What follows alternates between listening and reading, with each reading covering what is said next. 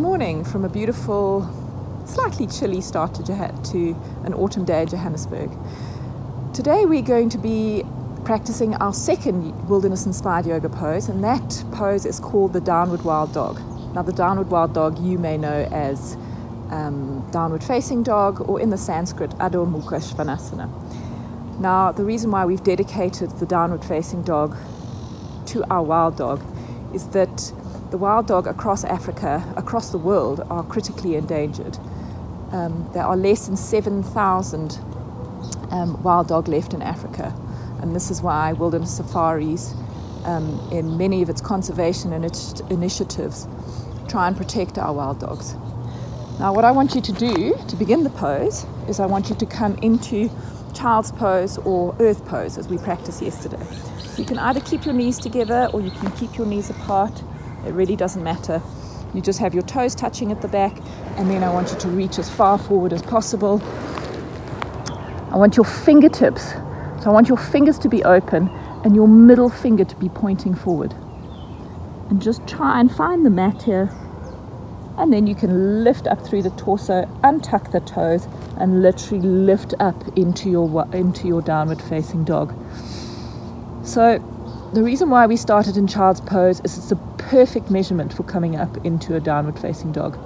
Another way of measuring your downward facing dog is by moving forward into plank when you are in your downward facing dog, and just making sure that your shoulders are directly over your wrists.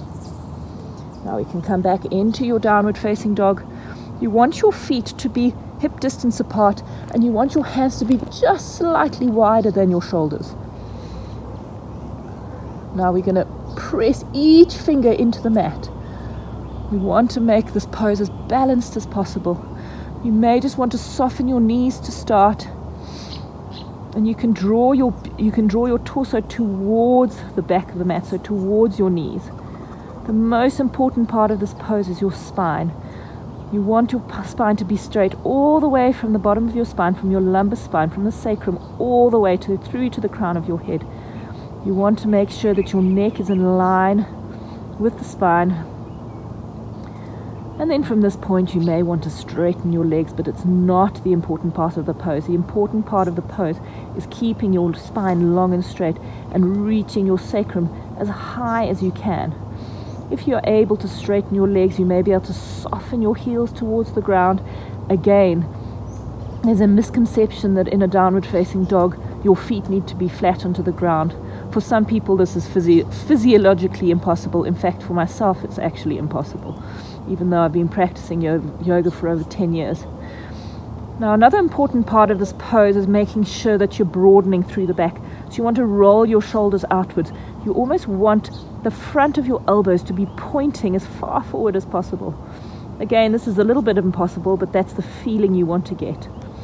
And you just want to draw the belly towards the spine. And as you draw the belly towards the spine, your sacrum should lift up. For me and for some people, you may just want to keep a slight bend, a micro bend in the elbows if you have hyperextended elbows. And there we go. That is your downward facing dog. A beautiful pose in yoga, and it is, in fact, one of the best poses you can do in yoga, because it stretches every part of your body, every part of your muscles. It strengthens your arms. Thank you for practicing with me today. Namaste.